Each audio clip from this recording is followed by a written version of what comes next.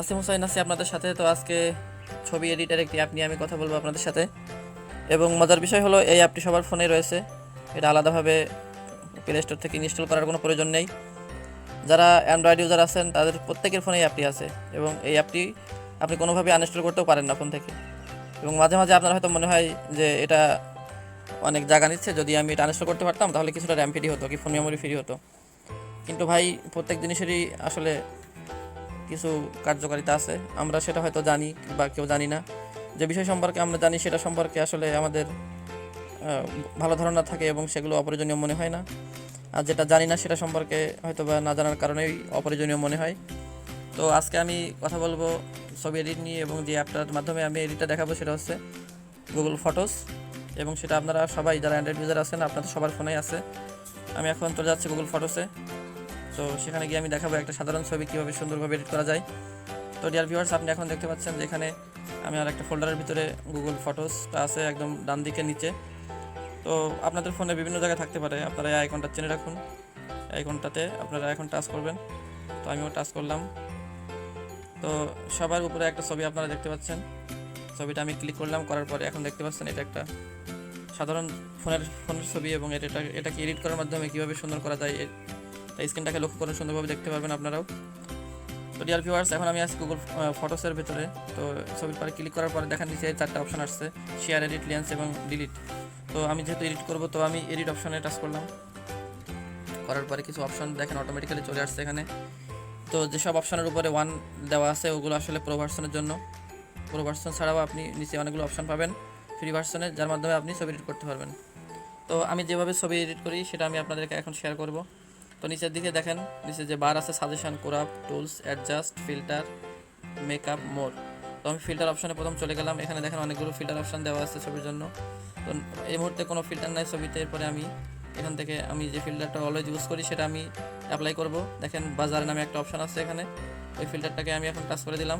দেখেন চেঞ্জ হয়ে গেল কীভাবে। তো 100% এখানে অ্যাপ্লাই করা হলো। এরপরে চলে যাব আমরা ফিল্টারের বাম দিকে অ্যাডজাস্ট অপশনে যাওয়ার পরে এখানে দেখেন অনেকগুলো অপশন আছে, সেখান থেকে আমি আপনারা আপনাদের পছন্দ মতো এডিট করতে পারেন ডিয়ার ভিউয়ার্স। তো আমি যেভাবে ছবি এডিট করি গুগল ফটোস দিয়ে আমি সেটাই আপনাদের দেখাচ্ছি। তো নিচে দেখেন সিচুয়েশন একটা অপশন দেখতে পাচ্ছেন আপনারা, এটাকে আমি এখন 100% করে দিলাম। দেওয়ার পরে আমি ডান দিকে স্ক্রল করে দেখেন স্কিন টোন আছে, এটাকে আমি 0 করে দিলাম। এরপরে ডান দিকে আছে ব্লু টোন, এটাকে আমি 100% করে দিলাম। তো এরপরে দেখেন আমি ওয়ার্ম নামে একটা অপশন পেয়েছি, এই ওয়ার্মটাকে আমি কিছুটা কমিয়ে দেব। ছবির আমি যেমন ছবি চাই ছবির দিকে তাকাবো এবং ওয়ার্মটাকে কমাবো। এখন আমি যে কালারটা চাচ্ছি সেটাকে আমি রাখবো। তো আমি 16 কমিয়ে নিলাম ওয়ার্মটাকে। এরপরে টিন টেক্সচার অপশন আছে, আমি গাছপালাগুলো যদি সবুজ দেখাতে চাই টিনটা কিছুটা কমিয়ে দিতে হবে আমাকে। তো এরপরে আছে দেখেন ব্ল্যাক পয়েন্টটাকে আমি কিছুটা কমিয়ে দিলাম। এবারে শ্যাডো আছে, শ্যাডোকে কিছুটা বাড়িয়ে দিলাম। এবারে হাইলাইট আছে অপশনটা, হাইলাইটটাকে আমি কিছুটা রিডিউস করে দিলাম। হোয়াইট পয়েন্টটাকেও কিছুটা রিডিউস করে দিলাম। এরপরে এইচডিআর অপশনটা প্রোভার্সনের জন্য কন্ট্রাস্ট কিছুটা আমি কমিয়ে বাড়িয়ে নেব আমার পছন্দ মতো। এরপরে ব্রাইটনেস আছে, ব্রাইটনেসটাকেও আমি কিছুটা কমিয়ে বাড়িয়ে আমার পছন্দ মতো আমি কিছুটা মাইনাস করে নিলাম। তো এবার আমি চলে যাব একদম শেষে।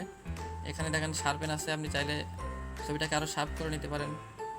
তো আমি শার্পে কিছু করলাম না। পপ আছে, পপটাও আমি যেভাবে আছে ওইভাবেই রাখবো।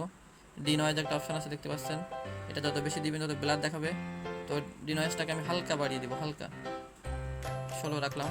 এরপরে ভিগনেট একটা অপশন আছে দেখতে পাচ্ছেন, এই ভিগনেট অপশনটাকে আপনি যদি বাড়িয়ে দেন তাহলে দেখেন কর্নারের দিক দিয়ে কিছুটা ব্ল্যাক হয়ে আসতেছে এবং মাঝখানের ছবিটা বেশি উজ্জ্বল দেখাচ্ছে। সেক্ষেত্রে আমি অল্প হালকা কিছুটা ভিগনেট অপশনটা হালকা কিছুটা বাড়িয়ে দেবো, ফলে আমার কিন্তু মূল ছবিটাকে আরও বেশি ব্রাইট দেখাবে। তো এখানে ডান করে দিলাম। তো এরপরে আপনি দেখেন আরও অনেক টুলস আছে, আপনি চাইলে এখান থেকে এটাকে ক্রপ করতে পারেন, যতটুকু বাদ দিবেন দিতে পারবেন। আপনি চাইলে দেখেন উপরে এখানে অপশন আছে, এখান থেকে আপনি কোন সাইজের ছবি আপনি চাচ্ছেন, অরিজিনাল, স্কোয়ার, 5:4, 4:3, 3:2। একদম নিচে দেখতে পাচ্ছেন যে এটা হচ্ছে 16:9, এটা হচ্ছে ইউটিউবের যে ফটো সেই সাইজ। তো আমি আসলে যেমন ধরনের ছবি চাবো সেখান থেকে এটা করতে পারবো।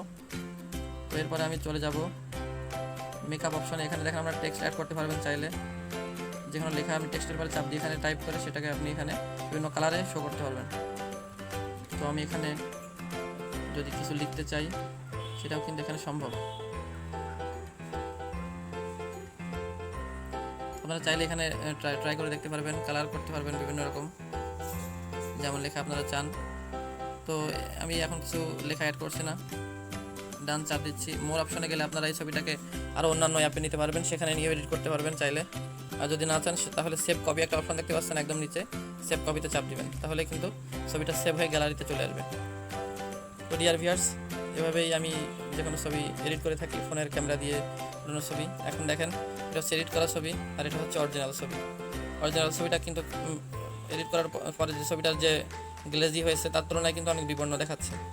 তো এই ছবিটাকে এডিট করার মাধ্যমে আমি দেখেন জীবন্ত এবং প্রাণবন্ত করে তুললাম গুগল ফটোস অ্যাপ দিয়ে, এবং এটা আপনাদের সবার ফোনেই আছে। তো আপনারাও এই প্রসেসগুলো ফলো করার মাধ্যমে যে কোনো ছবিকে এডিট করে সুন্দর করতে পারেন। তো ডিয়ার ভিউয়ার্স, ভিডিওটি যদি ভালো লেগে থাকে তাহলে অবশ্যই লাইক, কমেন্ট এবং শেয়ার আশা করছি। পাশাপাশি পরবর্তী ভিডিওতে দেখা হবে আপনাদের সাথে। সে পর্যন্ত ভালো থাকবেন সবাই। আসসালামু আলাইকুম ওয়া রাহমাতুল্লাহ।